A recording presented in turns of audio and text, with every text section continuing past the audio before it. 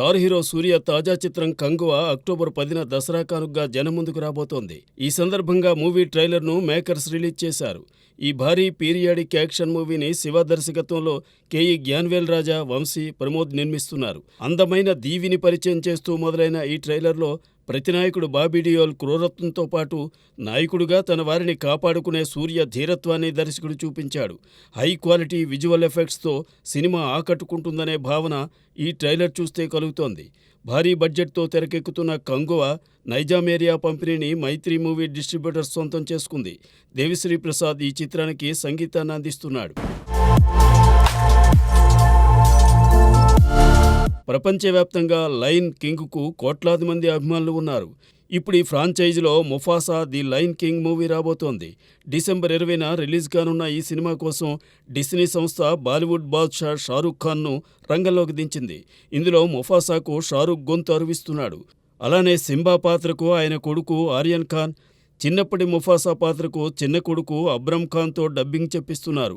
షారూఖ్తో పాటు ఇప్పటికే అతని కొడుకులిద్దరూ డబ్బింగ్ చెప్పిన ట్రైలర్ను తాజాగా విడుదల చేశారు.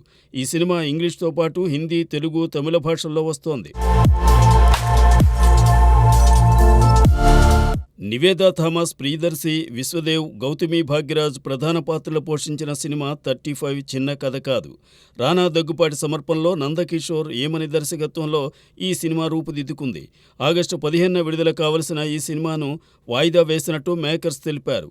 ఆ రోజు మాస్ కమర్షియల్ సినిమాలు ఉన్న నేపథ్యంలో తమ ఫ్యామిలీ డ్రామాను వేరే రోజున విడుదల చేస్తామని ప్రకటించారు. టీజర్ చెప్తే వినాలి, రిలీజ్ తేదీ మారాలి అంటూ ఈ ప్రకటనలో ఫన్నీగా పేర్కొన్నారు.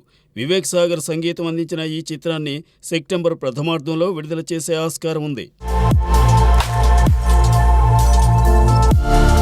మహానటితో జాతీయ అవార్డు అందుకున్న కీర్తి సురేష్ ఆ తర్వాత పలు లేడీ ఓరియంటెడ్ మూవీస్లో నటించింది. కానీ అవేవి ఆశించిన స్థాయిలో ఆడలేదు. అయినా ఆమె నాయికగా వస్తున్న మరో లేడీ ఓరియంటెడ్ మూవీ రఘుతాత. దీనిని ప్రముఖ కన్నడ నిర్మాణ సంస్థ హోంబలే తమిళంలో నిర్మించింది. ఆగస్టు 15న ఈ సినిమా విడుదలవుతోంది. సహజంగా కీర్తి సురేష్ సినిమాలు తెలుగులోనూ విడుదలవుతుంటాయి. కానీ ఆగస్టు 15న తెలుగులో పలు చిత్రాలు విడుదలవుతుండటంతో థియేటర్ల కొరత కారణంగా రఘుతాతను రిలీజ్ చేయడం లేదని తెలుస్తోంది. నిజానికి రఘుతాత తమిళనాడుకు సంబంధించిన సినిమా. హిందీ భాషను బలవంతంగా తమిళనాడు రుద్దినప్పుడు అక్కడ ఎలాంటి వ్యతిరేకత వ్యక్తమైంది, అది ఎలాంటి ఉద్యమానికి దారితీసిందనే అంశంతో ఈ సినిమాను తీశారు. ఒకవేళ దీనిని తెలుగులో విడుదల చేసినా ఇక్కడి వారు ఆ పాయింట్తో కనెక్ట్ కావడం కష్టమని, ఓ రకంగా అది డబ్ కాకపోవడమే మేలని ట్రేడ్ వర్గాలు భావిస్తున్నాయి.